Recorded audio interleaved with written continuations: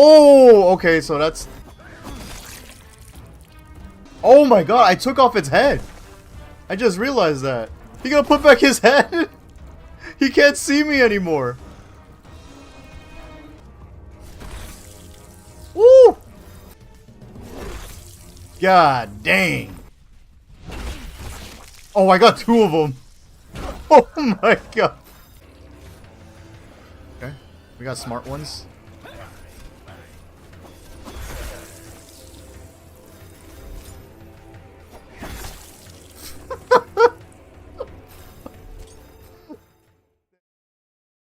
Alright, so this is my first impressions or my first thoughts into Blades of Fire. I almost forgot about the name.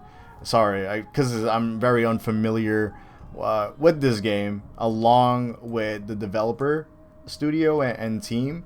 I'm so sorry. I hate to say that because, like, you know, I'm pretty sure they made brilliant games like out there. Apparently, they made some Metroid games here and there. They made Metroid Dread recently, and also they're known to make the Castlevania games. So I think from what I heard, they're sort of basically known to make the Castlevania or Metroidvania genre. Again, I thought I was the real gamer, but I guess I'm not. But luckily, shout out to them.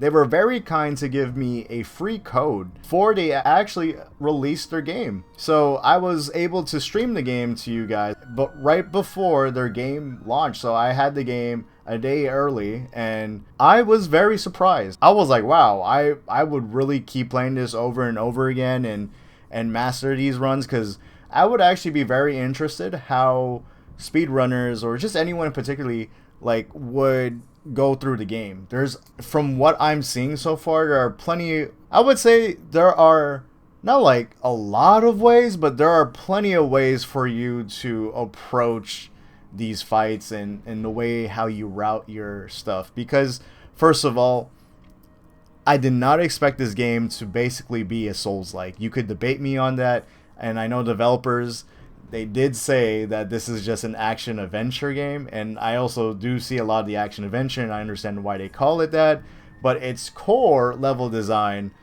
is, like, the whole blueprint is from software. I'm not gonna lie with you, it's a whole Souls game, and that is not a bad thing. I don't mind, like, it having a whole Souls blueprint on it, because Stellar Blade, I recently played that last year. As much as I did like the game, it did have, I just felt like the Souls blueprint was just a little bit unnecessary, because it did not really, I don't know, it just didn't really function as like a Souls-like, and because it was more like a character action game, if anything. But with this game, it actually sticks to that philosophy of what From Software would do, but they did their own twists and turns to it, and I was like, oh wow, okay, this is actually getting. There are moments where it was very surprising. I don't want to necessarily spoil it, because you guys should see it for yourselves, and you guys should play it for yourselves, because I actually had a fun time playing it on stream, despite me having a hard time clicking with the game. I think it took like my second hour of the playthrough for me to really understand things, or maybe even the first.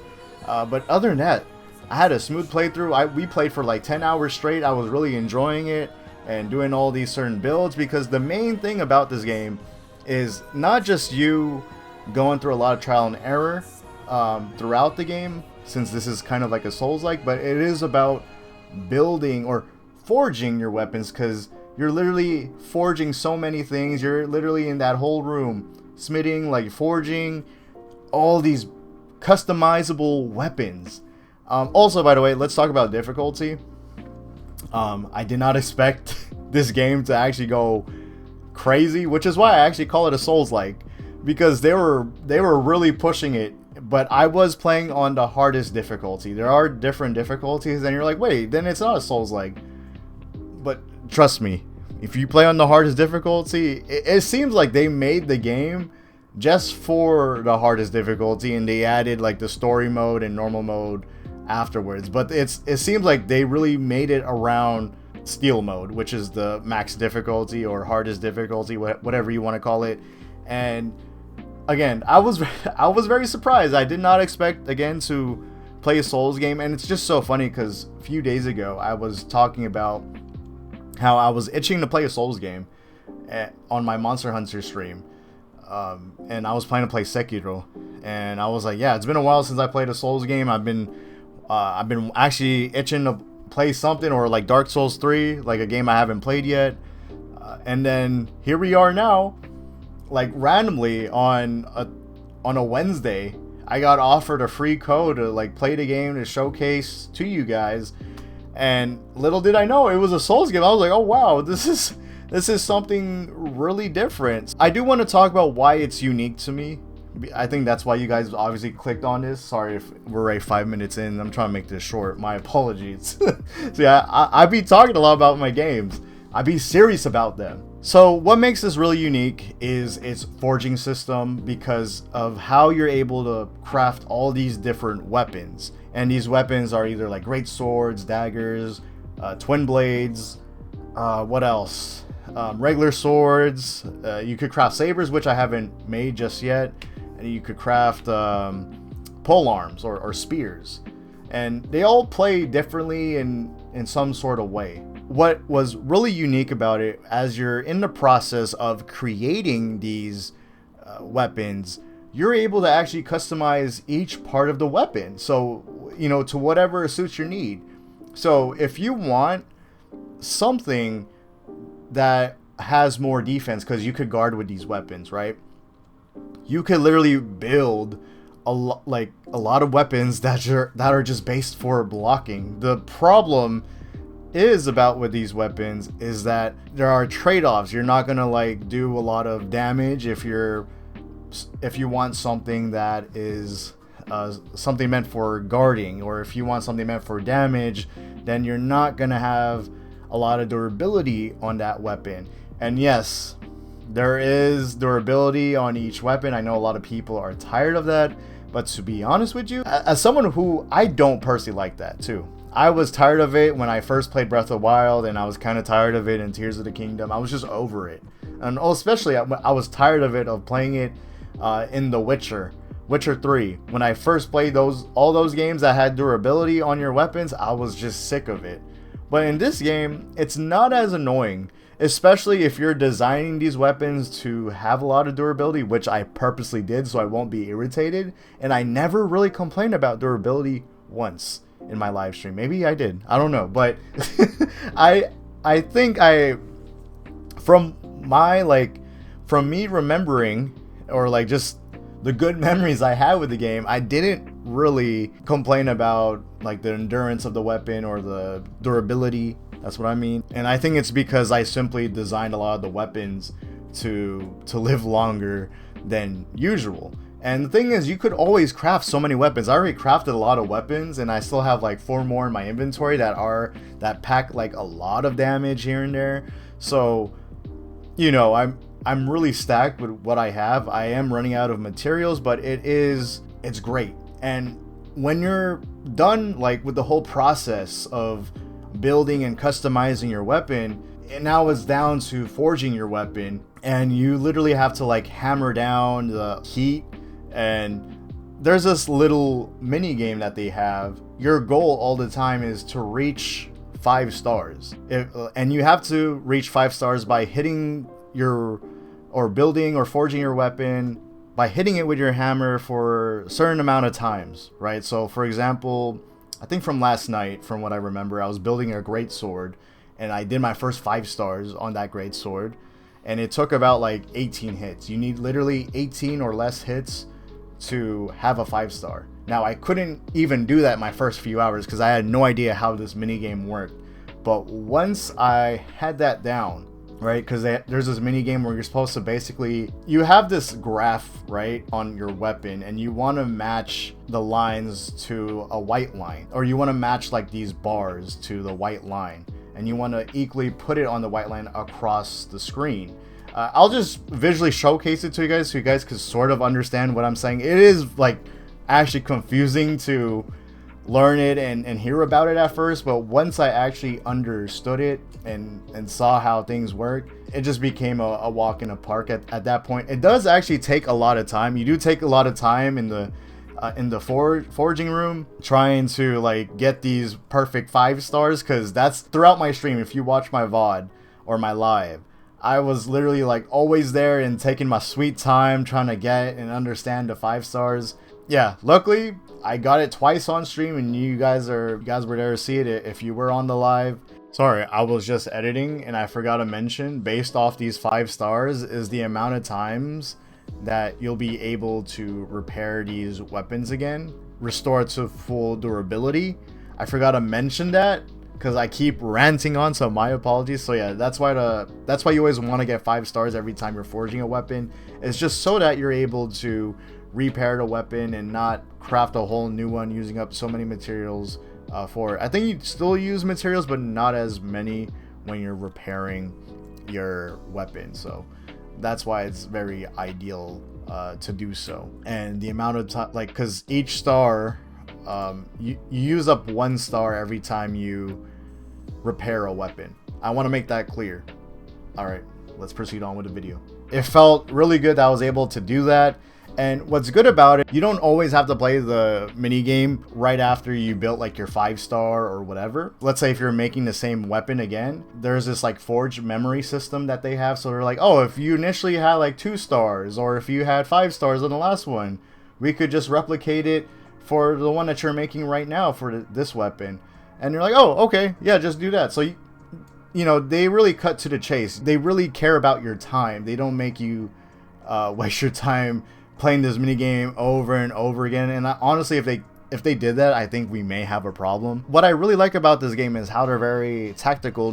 No matter what you do in the game, like, you're tactical on building, customizing, forging these weapons, and then the approach to combat. Now, this is what is also actually very important to the game. They have this limb targeting or appendages targeting, very similar like Xenoblade Chronicles X, if you guys are familiar with that, or Monster Hunter, where you're just targeting certain parts of the enemy. So let's just say you're fighting like a human, and they glow up. They have this outline, right? There's like an outline of green, red, yellow. Yeah, green, red, yellow, or yellowish orange, whatever. And if they're glowing green, that means they are weak to your weapon. And if they're glowing red, you wouldn't do any sort of damage. And then obviously if they're glowing orange or yellow, you're only gonna do like minor like damages to them. They end up switching it up. It's not just something where it's like a hack and slash game where you just straight up and fight them. I mean, you could, but it's not really ideal for you to do, especially if you're playing on the hardest difficulty. Now, I don't know how normal mode is, so if you ever buy the game, guys, let me know how normal mode is, because I'm very curious how cruel it is. Because in steel mode, they really punish you a lot, because you could easily whiff attacks. And if you whiff an attack, that's an opening for the enemy, and they'll just start wailing on you with their weapon, which is why it's very important with this limb targeting system that they have, because sometimes they do switch it up with the enemy types, because sometimes the head is red, it's outline red, but then the arms or their body is like yellow or green. So you purposely have to aim your weapon on these certain parts, and there are ways for you to swing with your weapon, and it's pretty self-explanatory. It's sort of like Tekken when you think about it, because Tekken uses the 4 buttons on your controller as what limb you're controlling, right, or what you're aiming for. For here particularly, let's just talk about the PlayStation controller, since I was playing on that, right? They use these 4 buttons. So triangle, if whatever weapon that you have, you will aim for the head, and then circle will aim for the arms. I mean, square, I think square is actually just a stab, but circle is for the arm, and then X is like, it's like an underscoop attack, or it's like an uppercut towards the whole body or legs. It's pretty cool of how they operate that in a Souls design, because the Soul series didn't do that, and I don't know what other games particularly do that. Again, the only games that I've experienced was Monster Hunter and Xenoblade Chronicles X, and maybe the other Xenoblade games. Kind of forgot, my apologies.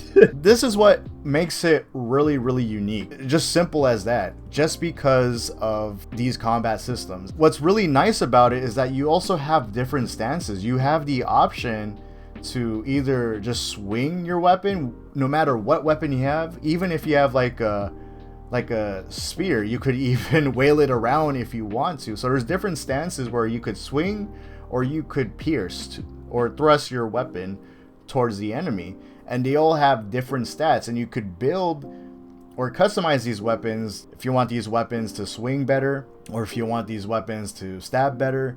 Like, it's, again, the customization with these weapons is unique in the approach to them, and which is why I say your weapons are basically like your RPG party members, because each weapon is going to be useful in different scenarios. A lot of certain weapons save me a lot. Blunt weapons be saving me from brute enemies and everything. The spears be saving me from a lot of scenarios where I don't want to get close to the enemy because they would swing very hard towards me. So for me, just poking from a distance is better. So there are a lot of things where there's a lot of pros and cons about these weapons, especially with the dual wield weapons that you have, like the daggers and the twin blades. They save a lot of stamina for you, especially the twin blades. Again, you could always design each and every weapon differently, but they purposely always have a strong suit for each weapon, which I really do like. So there is plenty of ways to approach these levels, these fights, these boss fights, whatever. And I'm very curious on like how people will play this game, how they would like speed run it if they ever bound to. And I think this is a very fun game if you're actually playing it on steal mode, especially how they clearly show you that, hey, if you whiff, hey, you're gonna get jumped a lot and whatever. Overall, great combat system. It's good on punishing you because they're very clear about it, and they don't want you to be very aggressive. They want you to think and be tactile about it. If you're into these sort of games, I actually highly recommend to give it a try and see how it works with you. And what I also like about this game, I think I already mentioned this earlier, but it's how it's very nostalgic. It's like The Witcher 2 and God of War mixed together back in the 2010s, and it has that like vibe of the 2010s, of those gory action games that I actually used to like and play. I mean, I still like it. What am I saying used to like? I still like them. It's just that we don't really see them a lot anymore. So when I was playing this game, I kind of had like I was really reminiscent about the days of me on the Xbox playing Gears of War, or experiencing like games like The Witcher 2, where violence was such a emphasis on these games, where the physics of like people's limbs falling off or the explosion of bodies, like just the crazy stuff I was having fun with back then. So especially like the days with Gears of War, my goodness, I miss Gears of War. It's crazy. I was going on PS5. Sorry, we're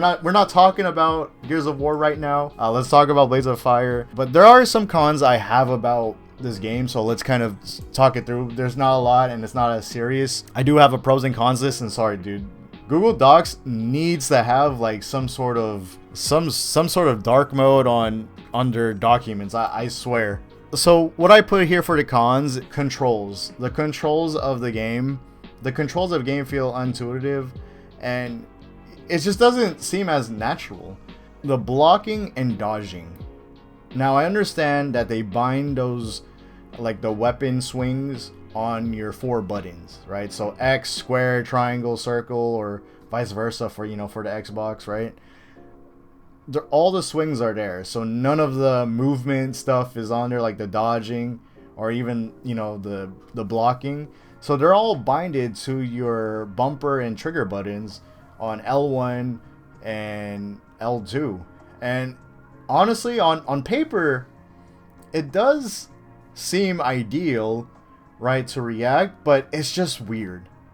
It just feels, it doesn't have that natural feel of the controller. Now I know I played it on PC.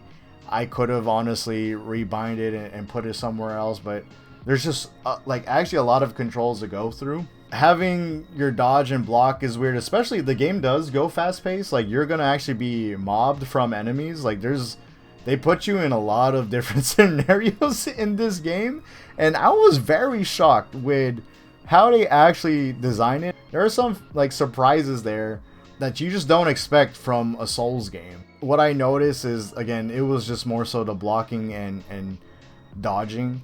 It was just binded weird on the controller.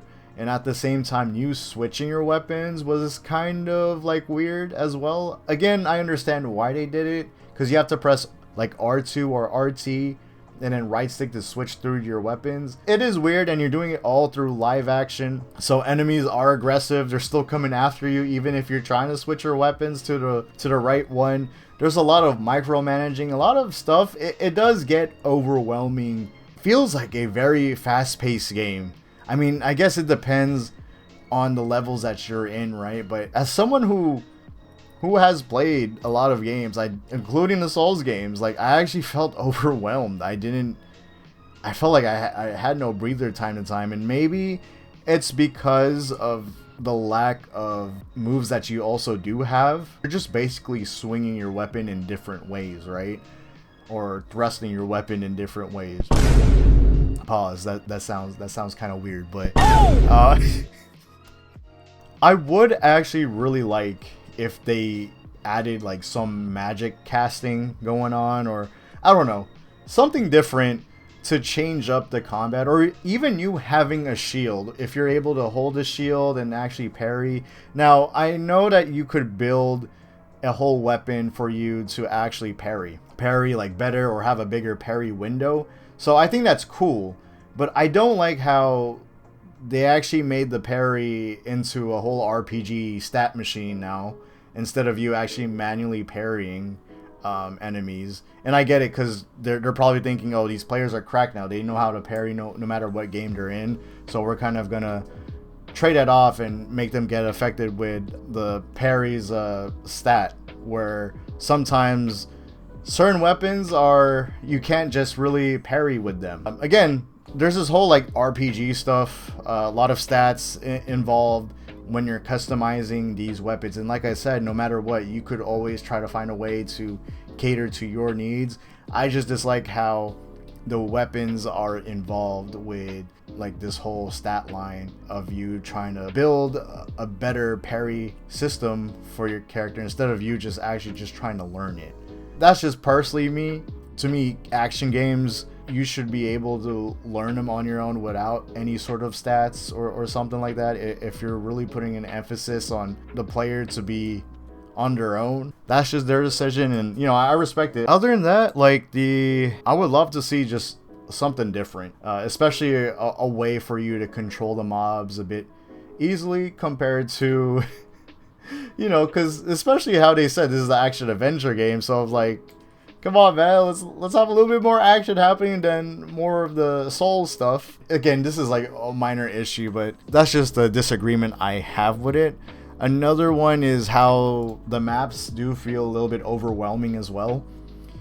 Since it is designed like a Souls game, the maps are very linear. It's not even open zones. It does treat itself like an open zone map, because a lot of maps connect with each other, which is pretty cool, but I just dislike how every single zone within a map is like a freaking maze.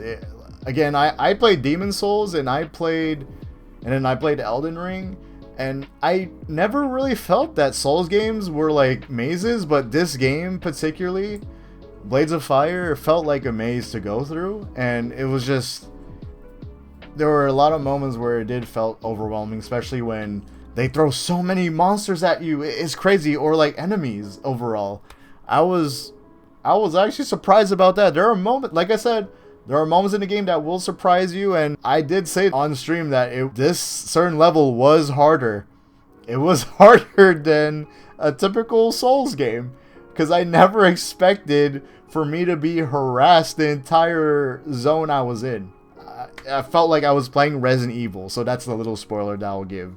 Felt like I was playing Resident Evil. Another one is, yeah, this is my last one, is the art style. I know I just praised about the art style, but there is a big con with this art style, and it's just because of the lighting. There's a lot of overexposure with the lighting, and it kind of blinds you sometimes, and then when you're in shaded areas, they make a lot of these unlit places, very dark to see, so you don't even know where you're going sometimes, which makes it feel like a maze. Now, I don't know if it was on purpose so that you could take your time to try to find these areas, because I really felt like, I know that I myself have a hard time navigating through linear levels because I just missed one little path that looked like a shadow. Here in this game, it is literally everywhere. Why do you think I played for 10 hours straight with this game? I felt very lost in this game, not because they don't really tell you what to do or where to go. I mean, they clearly do because of the story, and sometimes you could talk to your partner on like a hint on where to go. But overall, they're not very straightforward on telling you where to go, which is fine. Like, I'll figure it out, especially if it's a linear game. But it's the fact that a lot of the areas is hard to spot the most obvious, like, pathways to go to progress your story. So I kind of dislike that because it didn't respect my time. But then again, it is also on me because I didn't see it. But clearly, these certain areas, like, the way it's shaded with the lighting, they're not lit properly, so it's just completely blank dark on certain maps. So I just assume it's actually a shadow, or like I just don't clearly see it because of how very clustered it is. I have some issues here and there with the maps, and especially how there's so many pathways to go to and you get so overwhelmed if you're gonna miss something. But overall, like, I was surprised the amount of exploration it does have. So, you know, you pick and choose your poison, but overall, like, I actually really enjoyed it a lot. Gonna talk about a little bit about the story. I'm not gonna spoil it. Now, at first, I didn't think they would actually take their story seriously, considering how they started off the beginning of the game. A lot of things just happen so quick, right? And then they just let you really play. They let you be on your own. But over time, like, there was a certain part in the game which I considered like one of the biggest difficulty gaps that I went through in that game. It was actually one of the most memorable gameplay moments I had with that particular section. Like, I'll actually remember this game just because of this section, because of how where I felt like I was getting harassed the whole entire time. But there are other moments in the story that you had to do in gameplay throughout the entire time, and you have to find your way out and do all this stuff. So I was really going through it, but the story behind it was also very interesting and sad too. So there are some emotional, like, story beats, the way that they actually build it off and everything. I was like, oh wow. And then they do also have documents where you're able to read more lore and everything, which I never got into because I was just so fixated on the gameplay and focusing on it and learning and getting better, rather than, you know, enjoying the story. For what they really presented, I can really tell that they really build their place off. It does have that Souls philosophy of the world building and, you know, knowing your story through your environment, but also through gameplay. So, and the way that they did that section, I just can't forget it. I can't forget it. I hate how I can't say it to you guys because it's actually a big thing in this game. And if you want to check it out, feel free to watch my live or feel free to play it on your own, because I thought that was actually pretty significant to that part of the game. Now, I don't know what else is going to happen further down the path, but overall, like I did say by the end of the stream, that the vibes of this game do remind me of The Witcher with its story and how that they have, the main character has the same mannerisms as Geralt, kinda. I mean, he's more obviously enthusiastic about stuff here and there, but the way that, you know, he be talking to people and the way that you're talking to spirits too, just like Geralt, you have some little dark story into it. Obviously, it's not like up there like The Witcher 3. It does have its moments, which is pretty cool, which is, I was like, oh my god, this is actually pretty nice to see here and there.